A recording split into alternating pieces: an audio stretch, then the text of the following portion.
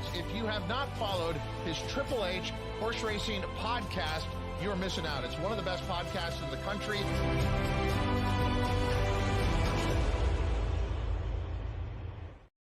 Good evening and welcome to episode 268 of the HHH Racing Podcast. I'm your proud host, Howard Kravitz. What a week we have for you coming up right here on the HHH Racing Podcast, and we are kicking it off tonight with the Northern Stars Turf Festival preview that's going to occur this Wednesday night at Canterbury Park. It's one of their highlights of the meet. I'm sporting the hat.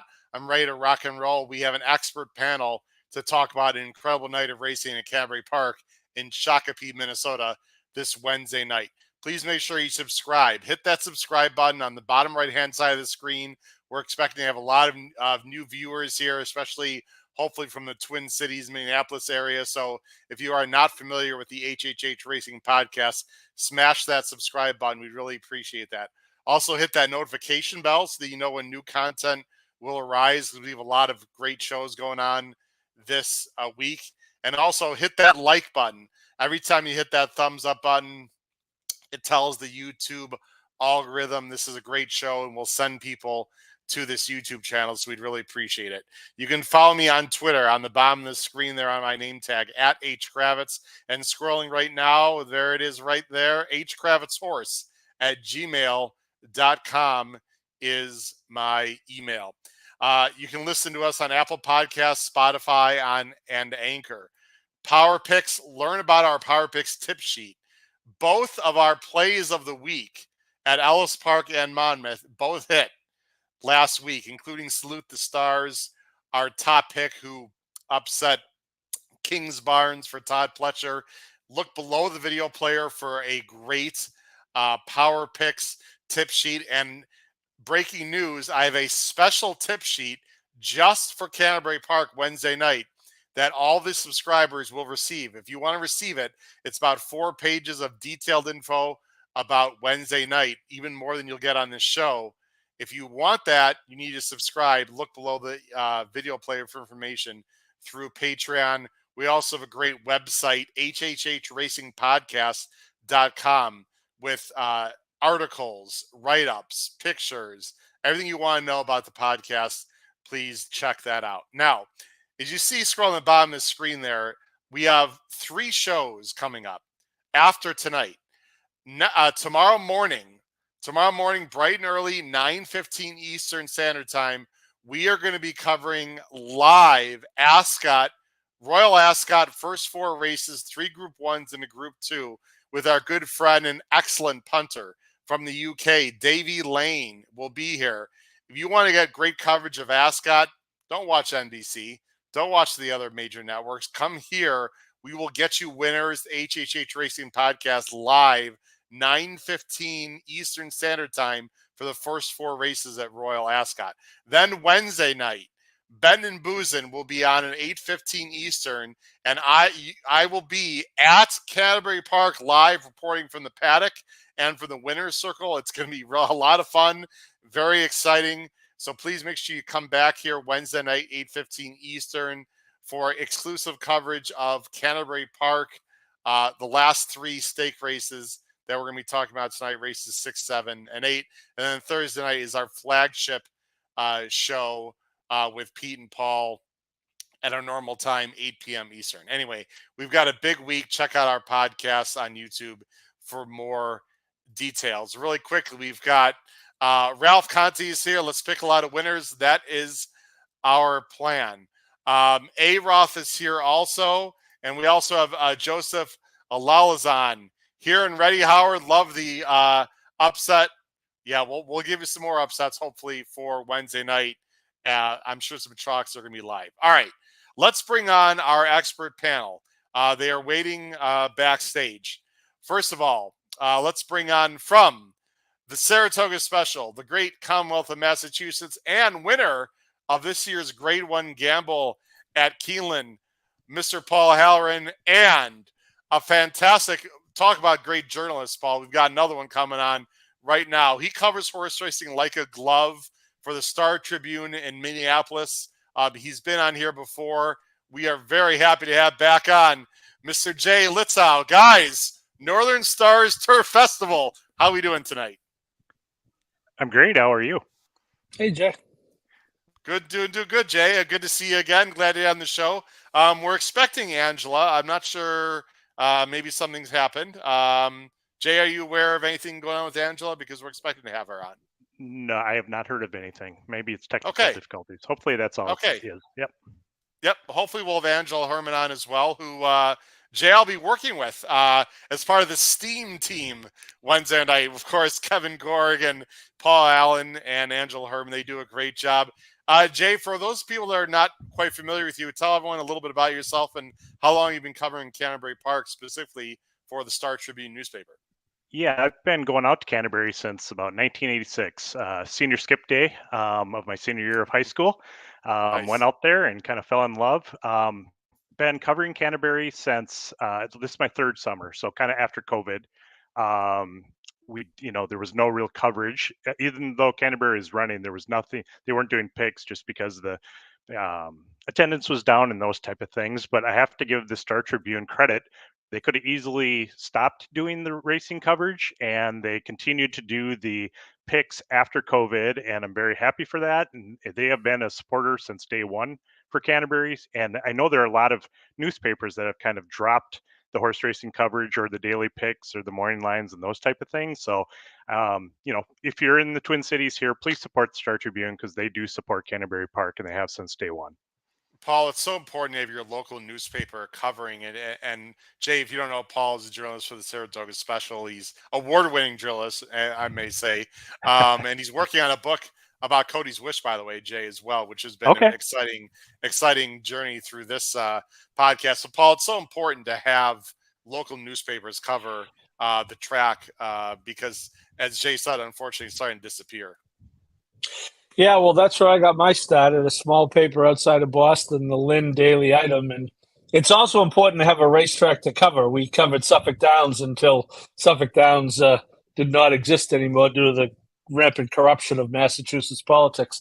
But it's important to have a racetrack to cover as well. But no, the local papers are the lifeblood of journalism. Both big and small, and I'm sure Jay knows in his area.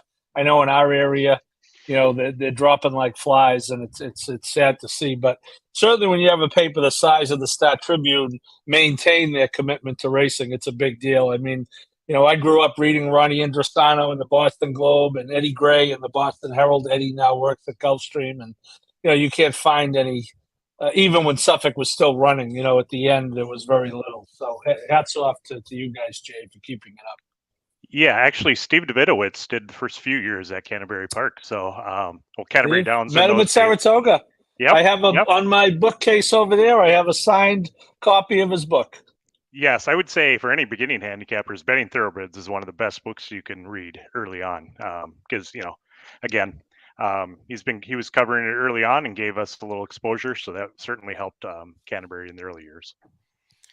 We've got some big fans of Jay Lietzau, like Dave Handelin on the bottom of the screen. For the outsiders and non-CBY regulars, Jay has been killing it so far this CBY meet. Congratulations, Jay.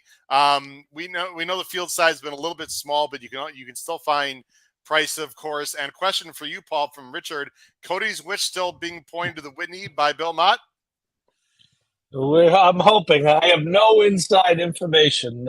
In fact, it's funny. I was on the phone over the last 2 days. I was on the phone with Kelly Dorman yesterday and Leslie today. Happy birthday, by the way, to Cody's mom, Leslie. Her birthday's today. Nice. And they're coming. They just don't know which weekend. They don't know which weekend they're coming. But I think we're all cautiously optimistic that at some point, Mr. Mott and the Godolphin people are going to say, we're going to see if he can get that extra furlong, which we certainly think and hope he can.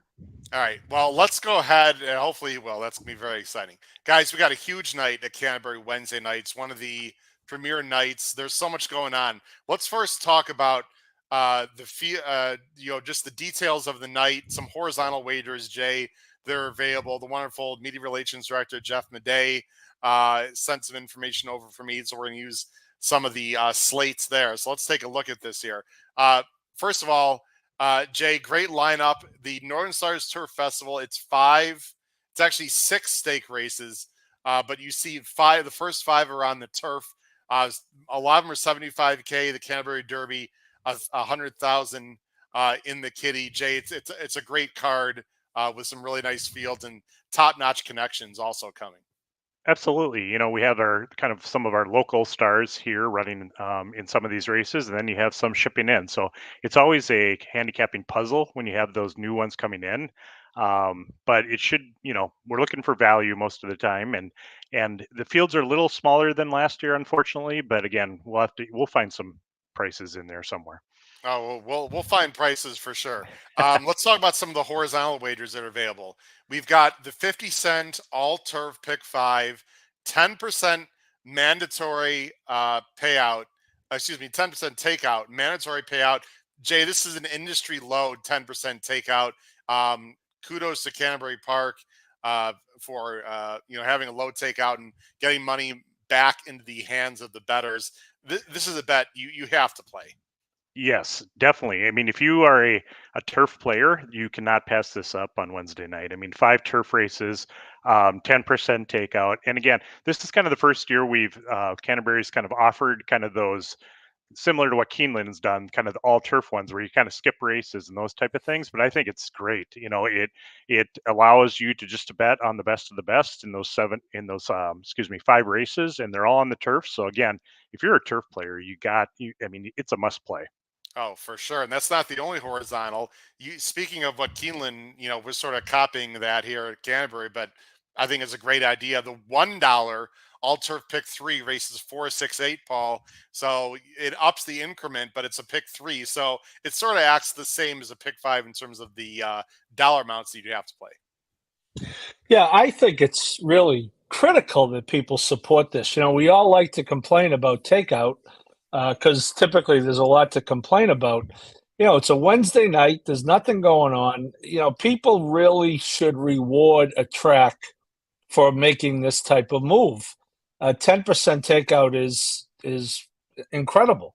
So come Wednesday night, and look at, I don't play Canterbury every day. I get it. Maybe a lot of people don't, but we can all probably read the racing form with some level of proficiency, and some level. Yeah, I just think it's hugely important that, and I think they will. I think it's spotted really well. We're in that kind of there's a little bit of a lull in the calendar in general. We're East Coast snobs, Jay, so we only refer to the East Coast, but we'll talk about the lull between the Belmont and Saratoga opening, which is in 24 days, by the way. But no, it's in a great spot. Hopefully we'll have some Ascot money. There's nothing better than betting racing at 9:00 in the morning. Hopefully we'll have some Ascot money to reinvest in Canterbury Park.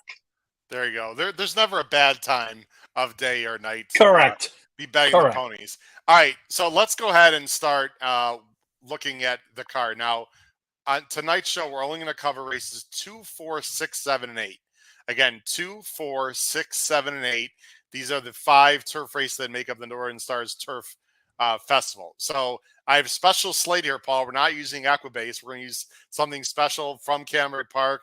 Thanks again to Jeff Madej for that. So let's take a look at the first race of the sequence. You'll see it right here on screen. It's going to be race 2. It's a $75,000 Brooks Fields Mile. This is for older males, 3-year-olds and up. This is a small field. These are not males. These are female. These are females. No, these are males. My bad. Field. I saw drama. And I was thinking about girls. I don't know why. Males. Field of 6. We got the morning line favorites. The number 1, Max KO. Jareth Loveberry coming back into town. Jay, I heard he had a pretty good Kentucky Derby and one hell of a rider for Michael Maker. Let me go ahead and bring up the appropriate banners here. You're going to see our picks on the bottom of the screen. You're also going to see Angela Herman's as well. Perhaps Angela will be joining us, perhaps not. So there's our picks on the bottom of the screen. Jay, I'm going to have you, you're going to be first, Jay. you, Angela, and myself are thinking very similarly with the top two. Chalking it out here, 5-1. You're going drama chorus for Padilla and Q, as PA on the mic calls him, Alonzo Quinones. I'm assuming you're hoping he just takes him wire to wire. Exactly. He likes the track. He's raced here many times. He's won 5 out of 9 here. I think Tim Padilla has actually kind of been pointing to this race. They won in April at Tampa Bay, gave him a nice layoff, 4 works before this race. And, it just looks like pace controls the race a little bit. And, just to give some people a heads up, the beginning of the meet, the turf course was, I would say, pretty fair. The rail's been out since basically the beginning of the meet, but the last few weeks has been really favoring speed, as it's been, we need some rain here and it's been drying out. Now, I don't know where the rail position is going to be tomorrow night. I'm guessing maybe they'll move it back a little bit for the new grass for the big turf night. But like I said, it has been favoring speed, so that even gives more credence to drama course possibly controlling things on the front end. Louis, going back to the old Quinones is Alonzo has ridden this horse almost all of his races, so he knows the horse, he knows how to control it. I just think he gets out in front, and they're gonna catch if catch can, basically. Yeah, I sort of feel the same way here, Jay. I mean, I think his best days are probably behind him. I mean, he's run better figs earlier in his career. That being said, I agree. It looks like they're pointing to this spot. He's working well. This horse can be cranked up and ready to go. Do you think Max Kale will be favorite, Jay, in this race? He is the morning line favorite. Drama Course, the second choice. I have a sneaky suspicion Drama Course actually might be favored. Yeah, that is not one of my strong suits, is predicting the odds. But I would say, with all the national coverage probably tomorrow night and the new eyes kind of going on Canterbury, they might be focused on Michael Maker. So it wouldn't surprise me if KO Punch is the favorite. Just from the outside looking in, that may be the case. But again, I if you're kind of a pace handicapper, I would say maybe Drama Course gets all the money. I think they'll be those will be the two obvious favorites. It might be 8-5, 2-1 type thing, but I think which one will be the favorite. I think it's pretty hard to judge. Yeah, and then you've got Max KO, 8-5 morning line. This is a 7-year-old. I mean, he's done nothing wrong. Figures said a good trip. I'd love to try to be creative in this race, Jay, but it sure just like Drama Course is going to lead. Max KO is going to sit, probably not in the pocket, but a few lengths off. And if Max KO finds room, it's just going to be one of these two. It feels that way. That's what it feels like. The only thing would be is if Max KO does decide to maybe is worried about Drama Course getting loose and they, really battle on the front end. And if that happens, I give the 6 a little bit of a shot, at a price. If you're looking for value, if one of those two speed horses stop, this horse is rapidly improving. I mean, obviously bred all day for the turf and ran very well his first time out. Obviously, he'll have to take a pretty big step forward maybe here, but he hasn't done much wrong. The one bad race he kind of had last year, he broke slowly. So, he's kind of a sneaky little long shot, maybe under or at a price. Interesting. And we're going to talk about the turf course and the times and a few things a little bit after we talk to Paul here about his top pick. Paul's not going with one of the favorites. He's going with a Fuerteventura, 3-1 morning line. Jonathan Thomas, guys, is coming absolutely loaded for bear on Wednesday night. Giroux is also coming, and they are both going to be very live.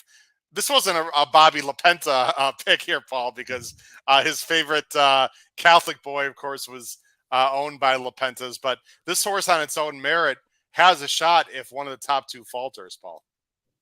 Yeah, Jay kind of touched on my thinking. I do think the 5 is the most likely winner, but I got a feeling, at least I'm hoping, that Loveberry is going to ride this one, a little more aggressively than maybe he's been ridden in his last 3 races. I do think there's a chance that he does engage the 5 sooner rather than later. I also had the 6 as a price pick. Jay mentioned him. He was one of my end and 8, but I think the 4 could potentially be the one to sit the trip. he ran very well at Saratoga last year on closing weekend, that race with Annapolis, who's a good horse. The race at Keeneland is probably better than it looks on paper. That race really fell apart. Belnikov, the horse who won Billy Koch's horse, who won an opening day stake at Del Mar last year, is a big closer. Witt was, of course, the Pletcher horse that was going to be the next superstar who turned into a turf horse. So, I think maybe the last race was a prep, and he just happened to win it. And he did win it in a closing fashion. And that's the type I'm thinking of a trip not quite that far behind, but maybe sitting off those two and maybe get first run. John Tucker at the bottom of the screen. Jay thrives daily with his picks, but there's no day to follow Jay more than Turf Day at CBY. Man, the Jay Lietzau fans are coming out in full strength. A few quick comments, then we're going to move on, guys. And the checks are in the mail. Ventura, it took this horse a while to get going, Paul, in that last start, and I maybe just needed it. But I felt like it took him a little bit too long for my liking to finally pick it up. But again, probably just needed the start. And then in terms of the 6, definitely improving. I wouldn't be shocked, but that was sort of a weak field. I'm not going to bring up the field. This is a much stronger test. Jay, the turf course, for those people that don't play Canterbury often, like you said, it's going to be pretty firm. It tends to be a little speed favoring. The turns are pretty sharp. You don't want to be too far back coming into the last turn unless they're really flying, correct? Correct, yeah. Similar to the turf at Canterbury, it tends to favor speed, but like I said, even more so the last couple of weeks. Now, we did get a little rain on, I believe it was Saturday or Sunday, so it might have softened up a little bit. But yeah, I mean, for the most part, if there are suicide paces up front, then yes, a closer can still get there, but it has been kind of favoring speed recently. For sure, and it's going to be warm. Actually, the first week of the summer. Correct me if I'm wrong, Jay, because I'm a big Weather Channel watcher. It's going to be pretty warm. Yes. I see low 90s today, next few days. So if the turf course took a little moisture, that's going to be way gone by the time Wednesday comes. But the maintenance, the track maintenance crew does a fantastic job. Superintendents there, and I'm sure they'll have the turf course fair. But we're going to see fast times for sure. That's what I would guess, yes. Yeah. All right, let's go on to race 4. You see it on the bottom of the screen. Race 4, let me go ahead and bring that up here with the wonderful slate. And I have a very strong, interesting opinion in this race that I'm hoping selfishly is going to work out. Race 4 is the $75,000 Curtis Sampson Oaks. It is 1 mile on the turf. All these stake races are 1 mile except the sprint, which is 5 furlongs. This is restricted 3-year-old fillies. There's a pretty heavy favorite here, the number 4, Flashy Gem, for Cox and Drew. And when you look at the bottom of the screen, ladies and gentlemen, you're like, where's the 4? Where's the 4? I am the only one that's chalking out. But I will say, guys, that this is a very soft choice. I think the 4 is beatable. And let's talk about some of these other choices. Jay's going to go with the 9. I'm a big fan of Chris Block as an Illinois guy from the Chicago area. Jareth Loveberry, 9-2 on the outside, stretching out. Jay, that is your top pick. Yeah, Lothenbach's stable is actually a local owner here and has been kind of dominating the owner standings the last couple of years. So even though this horse is shipping in, it's still got the local flavor. I just see the Tappet and the running in sprints and now stretching out for the first time as a really good indicator that this horse is going to like the 2 turns. I really don't know. It's hard to kind of project how sprinters are going to do when they go around 2 turns the first time. But with the outside post, it's in Loveberry we trust. Loveberry raced here for many years. I think he's one of the most underrated turf riders in the country, to be honest. And I think he will sit right behind, if he breaks well, he'll be up close. If he doesn't, if he's maybe a step slow, I think he can tuck back. But I think this horse has a really keen turn of foot. And again, I think he's really going to relish kind of that 2 turns. If, there seems to be a lot of speed in this race, like the 7 Cupid's Crush. I think there's only one way to go with that horse. Is to the lead. And then the favorite that you talked about, Flashing Gem, tends to do its best running on the front end. So I think the 9 will get a pace to kind of run at if it needs to. Again, I'm not sure what position it'll be, but that's less important to me on turf races than in dirt race. Position saving ground's important, but you don't have to be close to the lead to necessarily win on the turf, but you should be, I think if the horse breaks well, I think he'll be hopefully sitting in the third or fourth in the pocket, and maybe the Tappet will strike in the stretch. I love the Tappets. Started her career, interesting enough, on dirt. Didn't take to it all. Switched turf. She became a brand new horse. Mickey Goldfine trained last time, but that was just because the horse was in Kentucky. So I don't read much into that. Paul, you're also going with the closer. This is a horse we've talked about quite a bit on this show. Knock Your Socks Off. Has run some big races. Ran pretty well last time in an optional $100,000 N1X that she was not eligible to be claimed. So they're high in this horse. It is fair to point out the Lovebird was on this one for block. This is another block, and decides to go with the 9. Paul, I don't know if you feel, obviously you don't feel negatively about that. Alonzo Quinone is a fantastic rider. I found that a bit interesting, though. Your thoughts on Knock Your Socks Off, Paul? Your top choice. Yeah, well, I'm encouraged to hear Jay talk about the race flow. I think the 4 is going to be overbet. I mean, he looks good on paper. I think he's going to be overbet. I think there's a chance. Hold on a second. Hold on. Not only did he say he once, he said it twice. Now, Paul, if you have a beverage handy, we have a tradition on this show. If you misgender a horse, you have to have a beverage. It doesn't have to be alcoholic, but Jay, if you happen to have a beverage, drinks to Paul Howard for misgendering twice in about 10 seconds with Flashy Gem. And I'll keep going if you didn't stop me. Anyway, as I was saying before I was appropriately interrupted, I think that I have no issue, obviously no problem with Quinones. This is the, quote, other block. I like the other angle. I was talking about the 4. I think the 4 is going to be overbet a little bit, especially after Giroux wins the second race for the horse I picked. So I'm gonna hope that the race comes apart a little bit, and the 1 is there to pick up the pieces. Guys, here's my feeling on this race. I do have Flashy Gem on top, but Jay, I don't know what I have 2 concerns with Flashy Gem, and I'm going to sound a little bit contradictory, and this is sort of amateur handicapping, because if I'm against her, why do I have her on top? She's the most likely winner. That's why I have her on top.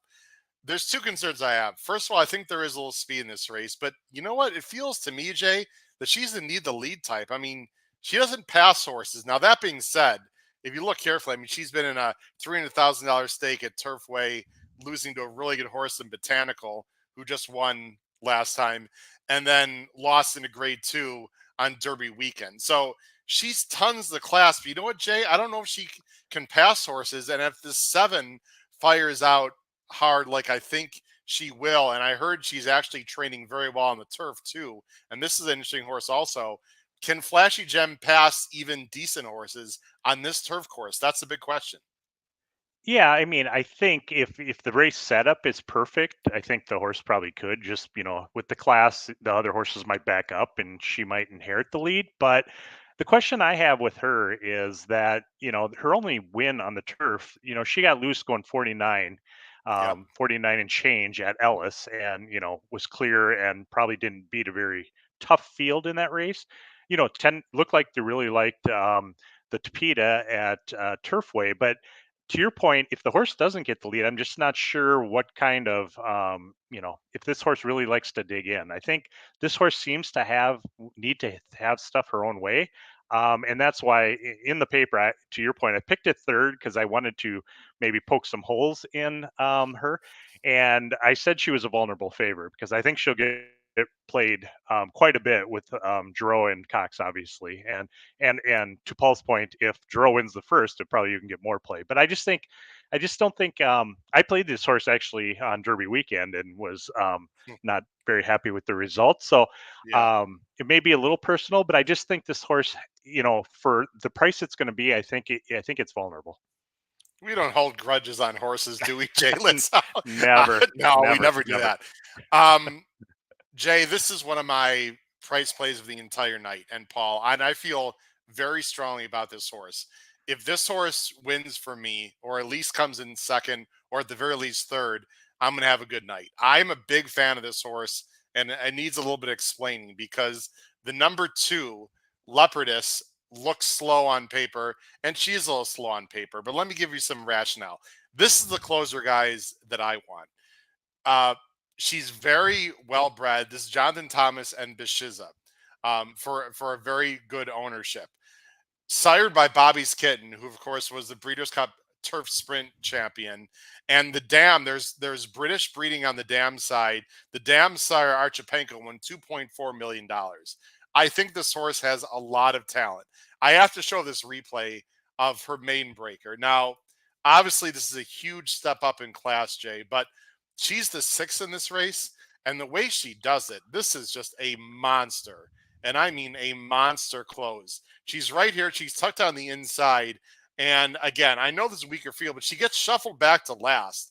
I mean, she's all the way in last. I know this is not nearly as strong a field, but watch this move. Once she gets to the outside, Jay, she puts in a massive run. Not only that, look at the fractions. They were slow. She tips out, and watch this close right here by this Jonathan Thomas trainer, where she explodes once she straightens out, and she wins easily. I mean, easily. This is a serious turn of foot. Now, for Jonathan Thomas to put this horse in this race, to me, shows a lot of confidence, guys. And just to show the laps, the incremental phase, she closed in 23 seconds. That is moving on any turf course. Obviously, she's going to need some pace, but I think there is some pace. And you know what, guys? I'm looking for a little bit of a fresh face here. I hear you guys on the 9, and I know that Angela has the 9 on top. But Jay, I watched both his turf starts. He doesn't really like gallop out. He doesn't look like she doesn't look like a big horse. I don't know. I allure him in. I'm a little bit dubious of. I could be completely wrong, but she just doesn't strike me as someone that wants to go long. This horse I know wants to go long. I'm going to get a price. Number 2, Leopardess, is one of my biggest plays of the night, Wednesday night. Jay, am I completely nuts? No, I that's one of my favorite angles, is a horse that closes into a slow fractions. And I'm just a little concerned that, that was against maidens, the quick, the month turnaround, and now facing these horses, although my horse is coming out of maiden race too. So I guess it's not the best argument ever, but, or only has the main win, I should say. No, I mean, it's Jonathan Thomas. It's, good connections. It's a European bred, which we know they do very well many times against some of their American counterparts. So I mean, if I would be surprised if you see 10-1, I'm thinking this horse may be bet down quite a bit, but no, I can't fault you at all for taking that horse. Jay, I also want to point out one other thing. If you use Timeform US, and I have it on the screen, let me go full screen because I think it's important also.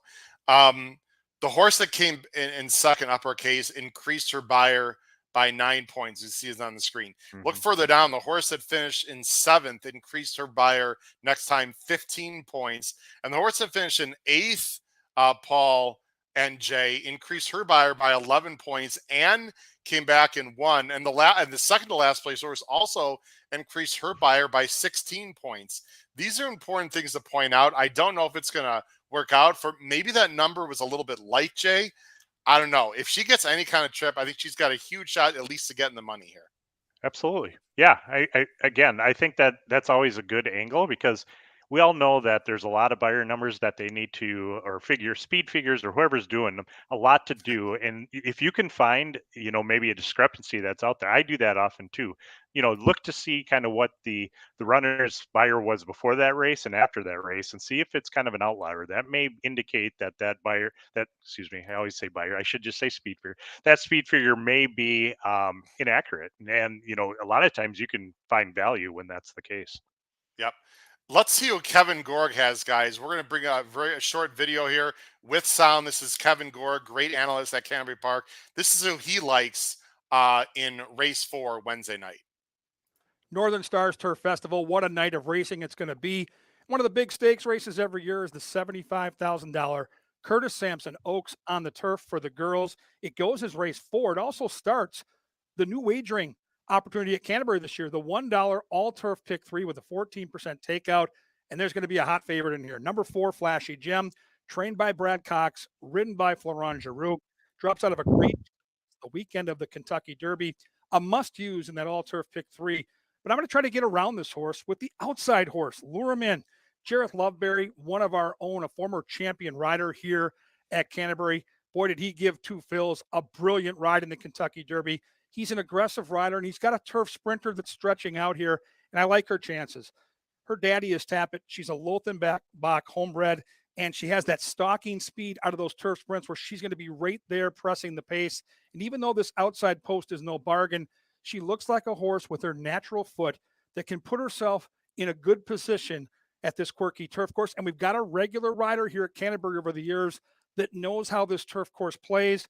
She's got big time upside. She last raced at Churchill Downs on May the 20th in a turf sprint. She had all kinds of trouble in that race and came charging on late for third. She's crying out for more distance, and I think she's going to be a horse in a good position for victory at an upset price. I'm going to try lure him in to beat the big favorite from Brad Cox. I'm going to use both the 4, Flashy Gem, and the 9, my top pick. Lure him in. It's the Curtis Sampson Oaks. It's race 4. It's going to be a humdinger. Wow, I'm starting to feel a little bit of heat because we got 3 people who know Canterbury like a glove ball, all picking the 9 lure him in, and I'm a little bit against her. We'll see who's right. He makes excellent points, and if she saves ground in the first turn, she's got a big shot. The visual to me just doesn't do it for me. But who knows, Paul? We'll find out. And it should be noted, KG was 6 for 6 on Saturday night at Canterbury going into the last race and lost by a nose. So he has been hot lately too. So take that into consideration when you hear his picks. Fair enough. Let's go on to race 6, guys. Race 6 is another excellent race. Let's bring it on the screen. This is the $75,000 Lady Canterbury. Again, mile on turf. This is for older fillies and mares. This is the biggest field, I believe, of the 5 races. A nice field of 10. There's a ton of local flavor in this race, Jay and Paul. You got Joel Burnt, you got Block, and Burnt's got 2, Max got 1 on the inside. So it's a question of the local flavor versus 2 horses coming in from out of town in the number 3 She Can't Sing and the number 5 Regal Realm. So this is really a very interesting clash of the hometown girls versus the interlopers. Jay, we're going to go with you first. You're going to go with one of the locals, the number 2, Midnight Current for Joel Burnt, Harry Hernandez, an excellent rider. I'm assuming he's the leading rider right now. I haven't looked at the standings after this weekend, but he is. You're going to go with the number 2, Midnight Current in the Lady Canterbury. Yeah, Midnight Current was the Canterbury Horse of the Year last year. I believe he went 5 for 5? Yeah, 5 for 5 last year, all on the turf, and actually won every one of those turf races by more than a length. So, I mean, if you follow turf racing, to win by more than a length 5 different times, you are kind of head and shoulders above everybody else. His first race, he had a little trouble into the first turn. He was a little rank kind of down the back stretch. He had a kind of weird lead change down the stretch too. I just think that was kind of a prep for them. In fact, the other Joel Burnt Lothenbach horse won that race. So I think they may have had that one maybe cranked up for the race. And this one, they were just trying to get a good race in, stretch his legs and stuff. But I think they were pointing to this race. And I think the race here sets up for him because, again, I think there's a lot of speed in this race. Scent of Success from the 1 hole might go. She Can Sing will probably be close or maybe on the lead. Regal Realm, Medal Match, all those. I heard a rumor that I don't think Muffy is actually going to be in the race. It's kind of a rumor I heard. So take that for what it's worth. But again, if that horse is in, coming out of sprints, trying turf for the first time, there should be a good early pace. The thing I really like about Midnight Current too is the versatility of this horse. This horse can be close to the lead, has gone wire to wire, comes from last. I mean, from the 2 hole with the leading jockey, I think you're going to get a good trip, save ground. Depends on how Hernandez breaks out of the gate. He'll kind of decide, and Ian Hernandez will trust. And, I just think he's going to be, I think he'll have his A game. Oh, Jay Lietzau, you're breaking the rule, Jay. We got a lot of people in the comments giving you a hard time. Time to have another beverage, Paul. I wrote it down, him and her, and I still messed it up. Sorry, Jay. It's all in good fun. I think you know that. No, I try to. You trust me. The owners don't like that when you put it in print. I'm sure No. Paul kind of knows that too when you make a mistake. Excuse me. Anyway, she's Yes. very versatile and has a big Yep. shot if she gets the right trip, Jay. Exactly. Is she Exactly. fast enough? That's the main thing for me. Is I'd love to see a local win this race, but I got to bet with my head and not with my heart. Her Yeah. fastest buyer is an 84. And that was when she got loose on the lead. I just don't know if she's good enough.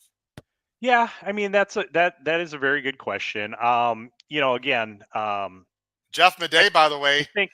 Yeah, go hello, ahead. Jeff. Jeff, the media relations there it is. director from Canterbury Park, is chiming in, and sorry that your head is covered there at the bottom of the screen. Muffy is not running. That's the 10. So scratch the 10, everyone, in this race, who actually I thought was slightly interesting for Jonathan Thomas, but and maybe take some speed out of the race also, Jay. Yep, it does. It does, but I think there's still enough in it. Like I said, Regal Realm, tends to have lead. Medalla Match tends, runs her best races when she's on the lead. So I think there's enough in the race. And like I said, I think Midnight Current has that kind, can stalk or whatever. And to your point, yes, has she run the best number? Maybe not, but I also subscribe to the theory that some of the more well-known tracks tend to have a little inflated buyers sometimes, and so if you're in the ballpark, I think a Canterbury horse will, if he, like I said, she has to run her A game, but if she does, I think she's going to be right there at the end. To me, the 10 is quite a big stretch, and I'll talk about that when I go through my selections. Paul, you're going with a horse that I think, and I was just about to say this, so this leads perfectly into what I was going to say. Real Realm just got a big break with 10 scratching, in my opinion. I think that I like this horse anyway. She's by Animal Kingdom out of an Empire Maker mare. You would think distance is not a problem. She's really improving. It's Augustin Stables. Again, Thomas and Giroux. With the 10 out, the only real other speed now that I see is the number 6 Medallion Match. And it's hard for me to believe, Paul, that Giroux is going to get in some kind of crazy battle with Lindy Wade. If Lindy Wade wants to go, Paul, on the 6, I think Real Realm can sit. If Real Realm was outside of Medallion Match, I would put Real Realm at like 8-5 to win this race. But being inside is a little tricky. This is a talented filly who's getting better and better. Yeah, I think the upside. I agree, Howard. It's she is on the upswing. 2 starts this year, spaced out. As Thomas is typically in no hurry to run them back. She is jumping up though. She's coming out of optional claiming race. She was not available to be claimed, but she is coming out of those races. But you look at the buyer progression, her last 5 races. Up 12, up 12, up 11, up 2. So she has the potential to be in the mid-90s here, which would look formidable. Although I do think, if you're playing company lines, and I picked the 3 second, Didier, who ran a monster at Keeneland and ran a good second in New York on Belmont Stakes Eve. Campanelle, Didier again, Bleecker Street, Your Girl Obligatory, Howard, albeit on dirt. I think the 5 is the now horse, so to speak, and that's the basis of my picking her. Yeah, I'm switching my picks, guys. I just switched at the bottom of the screen for 2 reasons. Well, actually, mainly because of the 10 scratching. I think the 10 was a dead send, and I know the 10 was also Jonathan Thomas, but so I don't know what they were. Maybe that's why the scratch there, because they both have the same style. I'm going to switch to 5-3-2, guys. I think my only concern with this horse, Jay, is the distance. I mean, you wouldn't think because of the breeding, but she seems to be a little better going shorter. But I think this field is well within her scope. The number 3 can obviously win this race. That's my second choice. I just, again, Jay, as much as I would like to pick one of the locals, and I certainly, think your 2 is a nice horse and probably the best of the locals, I just don't see a scenario in which she beats the 3, who's a better closer, in my opinion, and the 5, who's the best speed. So it'll be interesting to see. Any final thoughts, guys, as we move on to the next race? Nope. Not for me. Okay. Nope. All right. Let's go on to race 7 as I go ahead and switch the slate And I think, yep, there we go. It is the $75,000 Dark Star Turf Sprint. This is 5 furlongs, and wow, is there a lot of early speed in this race? This is going to be a complete war. You've got the morning line favorite is the number 1, Artemis City Limits, for Maker and Loveberry. And as I go ahead and switch the picks on the bottom of the screen, not a lot of love for the morning line favorite. In fact, Alja and I both have the same 3, and neither of us have the 1 in the top 3 at all. Paul does have the 1 on top, and Jay has this horse second. So, Paul, I'm going to have you go first because there's a bunch of us that completely disagree with you. This is a classy horse, but is he going in the right direction? That's my big. Well, I don't know. It depends on if Caravel or Golden Pal show up on Wednesday night in I don't think Chakuta, Minnesota. I don't think they are. That'd be breaking news, yeah. I don't think. Look, this horse was my pick last time in what was a pretty good race at Pimlico. Did not get a very good trip. You could be right, Howard. He has lost 5 in a row. I think he's got a big class edge on this field. I think he'll get the right trip. Loveberry, I like seeing Loveberry. Jay talked about Loveberry's familiarity with the course.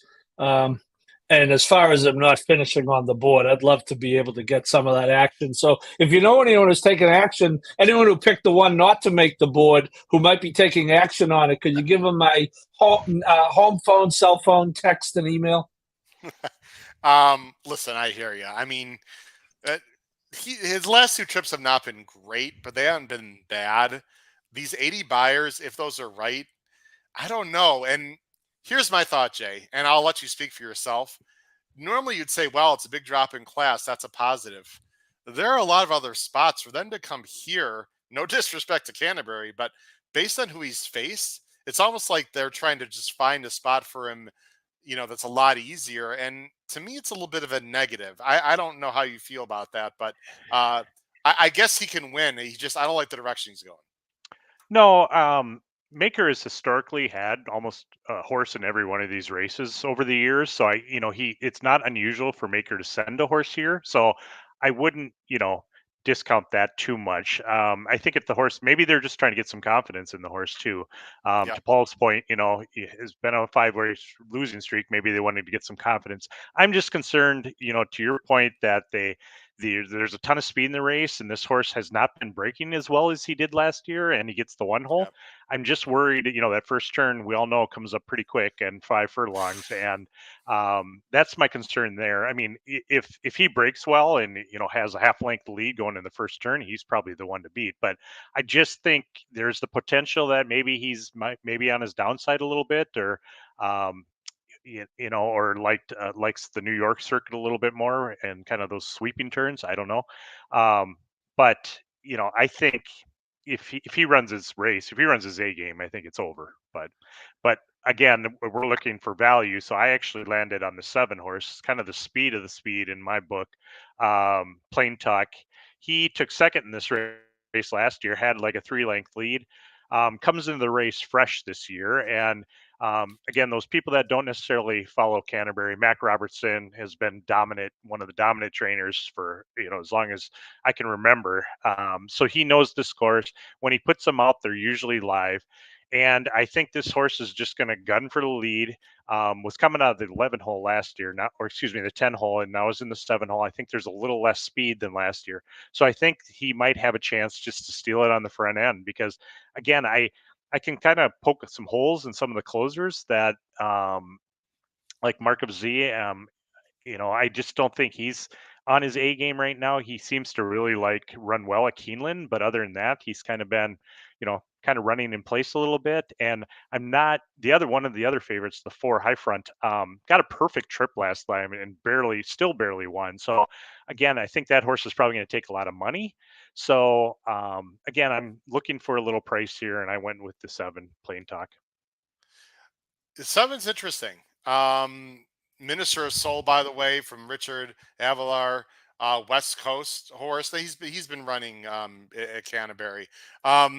pretty strong opinion from Horse Racing Vlog at Canterbury. How is it a negative? Meaning, how is it a negative about the one? So he disagrees. The horse was running over his head, needs the class drop, and the hard from Canterbury turf. So, Paul, certainly you have some fans here with the one. I'm not saying he can't win. I just think he's a horrible bet at 2-1, and the trip's interesting. Guys, waiting in the green room. Let's bring her on. Very excited to be working with this very talented horse racing analyst on Wednesday from Canterbury Park. Let's bring on right now Angela Hermann. Angela, how you doing tonight? Hi. Hello. I'm doing all right. How are you? I'm doing great. Thanks for joining us. Appreciate it. We're on race 7. You see our picks on the bottom of the screen there. We are talking about Artemis City Limits, and this is a very polarizing horse, Angela, because he's 2-1. He might be the favorite in this race. It's Maker. He has a ton of back class. Is he going in the wrong direction? You, myself, and certainly some others agreed that he might be going in the wrong direction. Jay's got him second.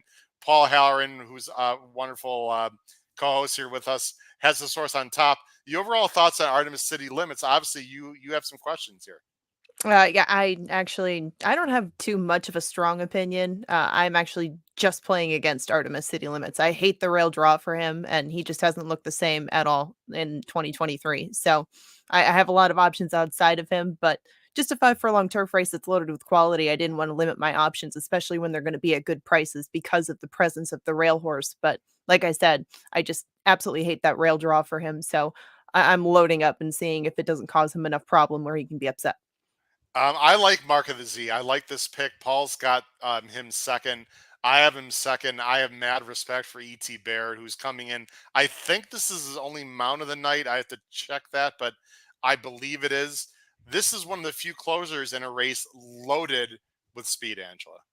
Yeah, it's easy to like him with those last couple of races. And Mark of the Z has kept all kinds of competition all over the place. He's just a versatile enough horse, and he drew, I think, in a good spot where all that speed is going to leave him at least somewhere to go coming for home. And he really looks like he's in an excellent place to utilize the style that he's developed, which is versatile, but very willing to go between horses, pass horses, do whatever he has to do. And E.T. Baird's got to know him a lot in all their races together. Yeah, can't be too far back. That's a minor concern for me going 5 on this turf course. My other minor concern, I don't know if you felt it one way or another, you felt, Angela, is he only has, he raced April 22nd, didn't work, at least not a published work, until May 18th. And the next published work almost a month later, although it was a bullet. I'm guessing this horse is the veteran and they just know what they're doing. I don't love that work tab, though. I'm not sure any of us this age are going to want quite as many laps in between races as we did maybe about 20 years ago, but maybe Mark of the Z just needs a little maintenance now and then. That was my guess too. Fair enough. And then we have to, well, there's 2 other horses we got to talk about quickly, and then we'll go on the last race. The Alligator Hunter. I talked about the Alligator Hunter when you guys were on last time on this show. I love this horse. This is a tough spot. He ran huge at Tampa. He's got to get the right trip, but I see no reason why he doesn't fit in this spot. Angela, you've got him third. I've got him third also. I didn't mind the inside draw just because he was still outside of Artemis City Limits and Minister of Soul. I think that Minister of Soul's hand was absolutely forced to begin with, but even more so by where he drew. And the Alligator Hunter might get the trip that he wants, which was similar to when he pulled that upset down to Tampa. It would take a lot of horses either breaking a little bit slow or spinning wide on the turn or something to get him in that same position, but it could happen, and he could be at a better price than he normally would be at Canterbury. So you have to include him. And the Alligator Hunter, too, has proven a little more versatile as he's grown up, and Alonso Quinones knows him very well, his quirky little self. No, for sure. My top choice very quickly is High Front. He breaks a little bit slow at times, but he gets quickly back in the game. Again, I know it's Thomas and Drew. I would never bet a win bet on this horse in this race. In fact, in playing this race, I'll be a little spready in the pick 5, but boy, he just looks like he's going to get a great trip. He's been facing good company in Kentucky. I think he's got a solid shot. I would not take a very low price on this horse at all. Jay, just in general, as we move on to the last race, I think we could say the turf sprint is just going to be very trip dependent. For sure. Yeah. I mean, it all depends on the break, right? Like we said, if the Artemis City Limits break slow, or if or if my horse breaks slow, they've lost all chance basically. So that's kind of the roulette wheel of turf sprints. Yeah, for sure. Guys, let's go talk about the last race, and we'll show our pick fives. The last race of the all stakes, all turf pick five is the feature. It's race 8. It's a mile for the restricted 3-year-old boys. It's the $100,000 Canterbury Derby. It's a small field of 6, but there's some real nice horses in here, including the number 1, very well aptly named from the 1 hole, One in Vermilion, for Martinez and Harry Hernandez. This is a fast horse who was riding in California against some real hard hitters. And Angela, I want to go to you first with this horse. You have him on top. So do I. So does Jay. Paul has this horse second. From what I understand, he worked recently on the turf course. Can you talk about this horse and the work specifically, if you have some information about his local spin around the oval? Yeah, Jeff Madej was out there filming the whole thing, start to finish, to see how he would take to the turf. And Harry Hernandez was very positive about what he felt underneath him, getting a good hold of the turf, making sure he could still extend his strides the same way. And he said that One in Vermilion handled it really well. So I would expect the surface not to be an excuse for him. You know, it's the rail. Maybe the trip could cause some trouble for him, but it most likely will not be the surface switch. And he's in excellent form. I keep using the word excellent. He's in great form right now and carried that over from California right here to Minnesota. So I wouldn't be surprised to see him go wire to wire, even if he has to set some pretty serious fractions. He's just that kind of horse.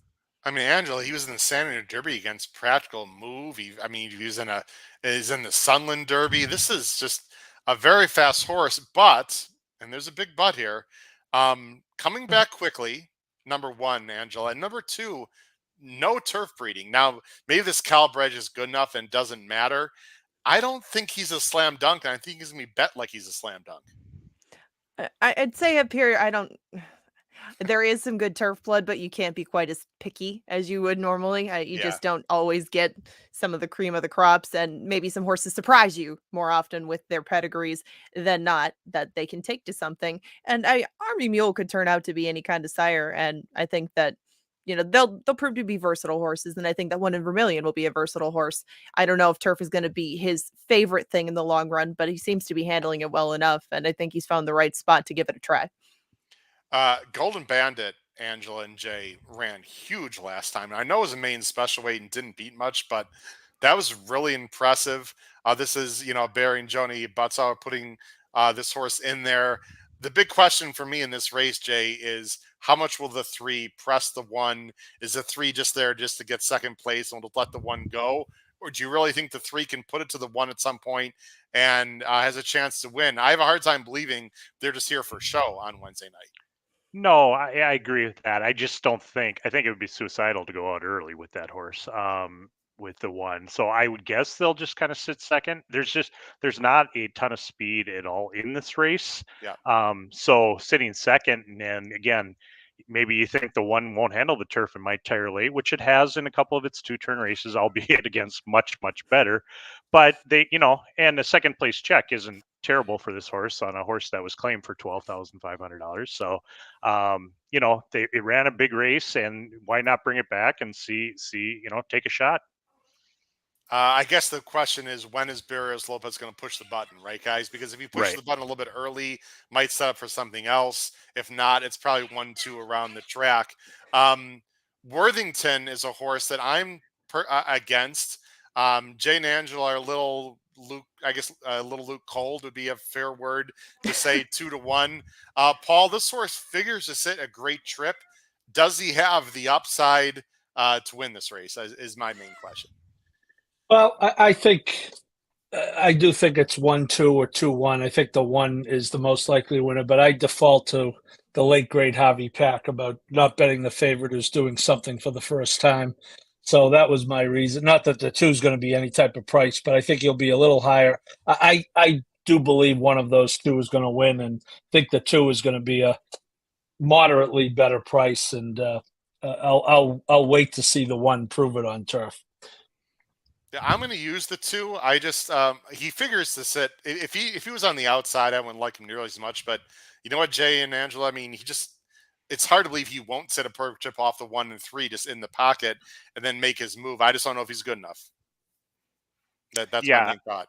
I agree with that. I mean, that last field that down at Horseshoe was not. I mean, the winner was 33-1. It wasn't to me. I remember watching that race. It wasn't a real impressive field. So I'm not sure. It just seems like the horse is a little off form to me too, coming into this race. And again, maybe Maker's just looking for a confidence builder, and they did get a pretty light field here. So if that's what they're looking for, they may get it today, sitting kind of behind the speed. And if the 1 doesn't take to the turf, and the 3 maybe coming back too soon, flops a little bit, the 2 might just inherit the lead, and they might have to catch them in the stretch.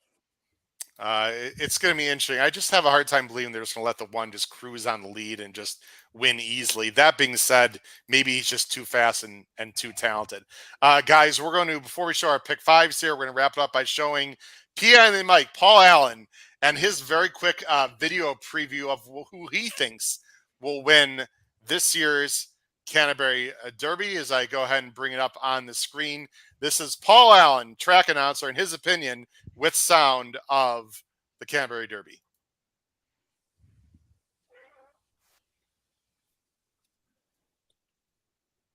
No sound. No sound? Sorry. Hold on a second, guys.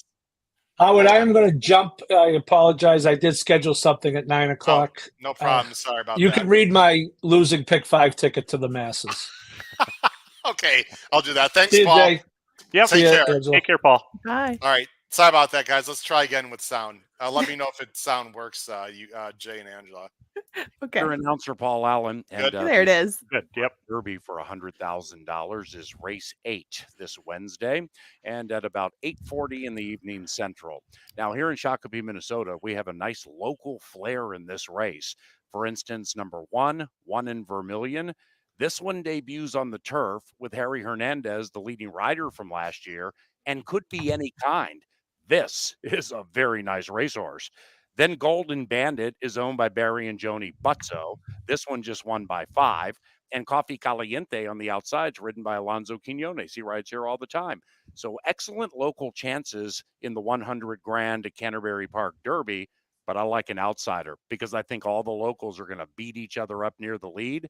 And then Worthington, ridden by former Canterbury Park champion jockey Jareth Loveberry, who just ran 2nd in the Kentucky Derby on 2 fills. I like Worthington. That's your Canterbury Park Derby champion. All right. Paul's going with Worthington, guys. We're going to see. I don't know if the speed does heat up. I think the 4 is interesting. That's who I've got in second. We didn't really talk about the 4. We're going to go ahead and close out the show here as we're going a little bit over time. But I don't think the 4 is impossible. Again, Jonathan Thomas really improving, has to improve by the numbers, but looks like it has a lot of upside. Guys, let's go ahead and show the banners very quickly with our pick 5s. Now, again, these are this is, I believe, $1 pick 5 that you sent in, Angela. So what you see on the screen, everyone, is a $36 ticket twice for Angela for $1. She's got 4-5 with 7-9 with 2-3-4 with 2-3-4 5-6-7 with 1. You're spreading a lot in the turf sprint and seeing 1 Vermilion in the end. Yeah. I that's how I saw it. That's how my late pick 4 ticket is going to look. And I would play it for $1. Maybe play it for more if you're in the mood, but we'll see after scratches to see how anything in that gets shaken up. Okay. Jay's pick 5. He's only 1-5 with 1-3-4 6-7-9 with 2-3-5 7-8 with 1-5-7 with the 1. That's a $90 ticket for 50 cents. Really spreading a lot in the second race with the Lady Canterbury, I believe, and singling 1 Vermilion on the end. Yep. In the paper, I have a little smaller budget, but you gave me a bigger budget. In the paper, oh yeah, we're big spenders here on the show. Yeah, it's easy to spend big when it's mythical, isn't it? But in the paper, I singled the 5 in the first just to cut down the price of that ticket and added a couple kind of in the middle legs. So kind of my singles would be the 5 in the first leg and the 1 in the last, and then deeper in the middle. That's where I think the races are more wide open. I agree. You have to try to find prices somewhere. There's nothing wrong with singling a big chalk on the end if you can get some prices before that. Paul's pick 5, and he's not here to defend himself, but very quickly, Paul's going 1-4 with 1-4-6 with 3-5 with 1-4-5 with 1-2-3-4. And the reason, of course, we're reading these off, guys, is we have a lot of audio listeners who are going to listen to the show later on our fantastic audio platforms. $72. He doesn't believe in 1 Vermilion very strongly. He thinks it's pretty wide open in the last, so he's going to spread there. If you can beat 1 in Vermilion, yeah, if you can beat 1 Vermilion, you are going to get paid. So it's an interesting strategy for Paul. So that's what he's going, $72.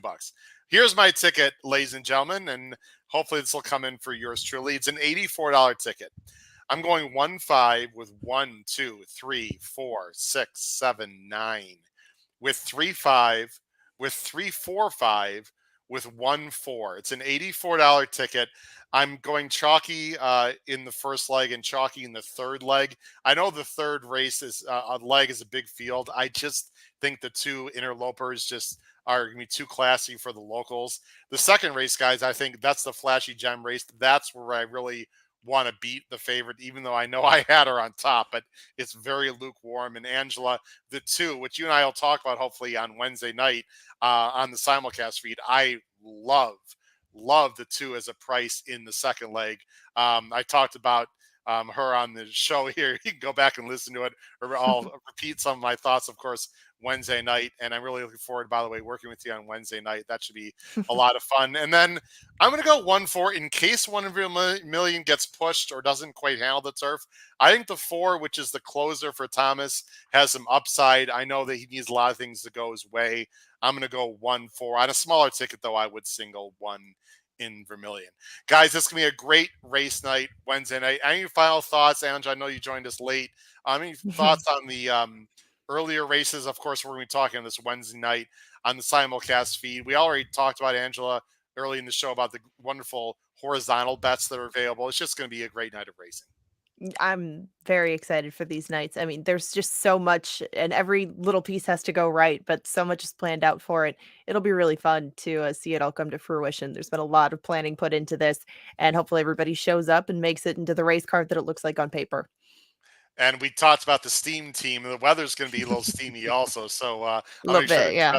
Dress appropriately. But Fox is also covering the races. I believe Paul LaDuca is going to be there, from what I understand, from Jeff Madej to cover for Fox. So, Jay, any final thoughts on the site before we let you guys go? And yours truly, you rested up for an early start with Ascot tomorrow. Absolutely. Yeah. Hopefully we can make a little cash and roll it over to Canterbury on Wednesday. So, no. Good card. Hopefully people participate. And like we said, the 10%, pick 5 and the 12% pick 3, you got to get in on those. That's, the industry has been asking for it and we're giving it to them. So we need to vote with our money. So please play Canterbury with both fists. Absolutely. Play Canterbury Wednesday night. And again, live, they have a fantastic simulcast show, of course. Please watch them on YouTube. You can also watch here live. I'll be doing some reporting from the paddock and the winner's circle. Perhaps we'll get Angela on the podcast again if she has any free time away from the feed for on YouTube, of course, for Canterbury. But either way, there's going to be a lot of exciting action at Canterbury Park on Wednesday night. It's Northern Stars Turf Festival. Please make sure you bet with both hands, big time. For Jay Lietzau, Angela Hermann, and Paul Halloran, this has been your host, Howard Kravitz, episode 268 of the HHH Racing Podcast. Thanks for watching. Good luck Wednesday night at Canterbury Park. Take care, everyone. Bye-bye.